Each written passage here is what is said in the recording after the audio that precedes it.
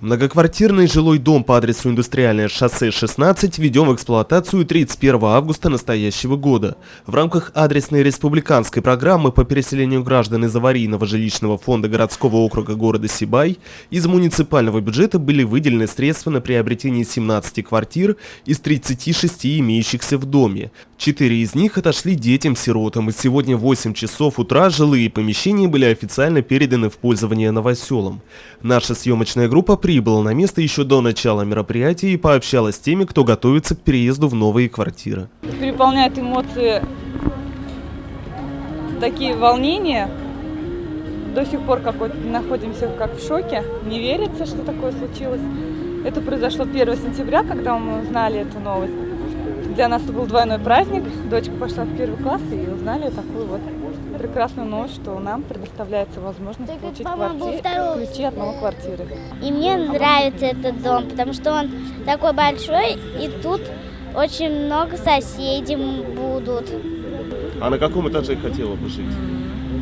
Ну, я хочу жить на 9 этаже, потому что там можно ездить на лифте. Ну, потому что мне нравится. А высоты не боишься? Нет. Присутствовать на торжественном мероприятии пожелал лично глава Республики Башкортостан Рустем Закиевич Хамитов. Глава региона находился в городе с рабочим визитом, в рамках которого уделил особое внимание вопросам реализации жилищной политики. Утро действительно только начинается, 8 часов. Но вот для хорошего дела время суток не имеет значения. Глава республики подчеркнул, что защита прав детей-сирот и детей, оставшихся без попечения родителей, является одним из приоритетных направлений политики республики. Это не дешево для бюджета, и мы ежегодно несколько сот миллионов рублей направляем на такую работу, а если точнее 700-800 миллионов, ближе к миллиарду. И тем не менее будем продолжать эту работу, эту деятельность, поскольку это наша обязанность и наш долг. Глава республики лично поздравил новоселов и вручил им ключи от квартир. Выражаю благодарность вам и всему руководству нашей республики за помощь и поддержку детей-сирот. Мы вам очень благодарны и большое вам спасибо. По окончании торжественной церемонии почетные гости проследовали внутрь за новоселами и убедились лично. Квартиры, приобретенные в рамках программы, оснащены всем необходимым и полностью готовы к переезду жильцов. 4 квадратных метра. Да. Хорошо, жить можно.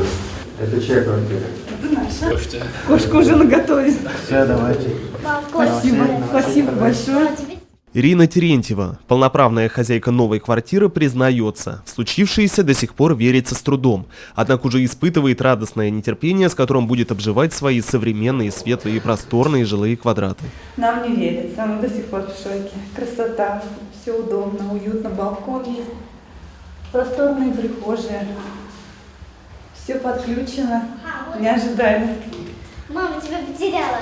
Я здесь. Ну, дочка у вас на 9 этаже хотела. Да, я она надеюсь, хотела она не сильно тебя. расстроилась. Ты не расстроилась, Арина? Нет, не расстроилась. Нет, она не расстроилась, она рада. Мы теперь будем ходить здесь, на ходунках. Места много. Красивый балкон.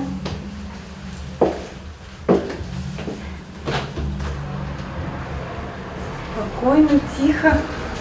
Можно за детьми смотреть. Также в рамках рабочего визита глава республики посетил 2 других значимых объекта, попадающих под программу переселения граждан из аварийного жилья. Строительство 2 жилых домов, расположенных по улице Закива-Лиди, в настоящий момент находится в активной фазе. 54 квартиры из 60, запланированных в доме под номером 49, будут отданы под нужды горожан, переселяемых из аварийного жилья. Объект будет сдан 15 октября этого года. 12 квартир из 15 в жилом доме, строительство которого ведется по адресу Закива-Лиди 47, также отойдут на нужды данной категории горожан. Работы будут закончены 25 декабря настоящего года.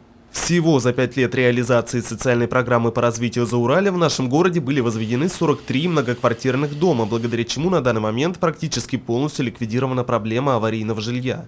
Глава республики Рустем Хамитов назвал такой результат более чем удовлетворительным и отметил, что таких темпов роста градостроительная отрасль Зауралья не испытывала даже в годы существования советской власти.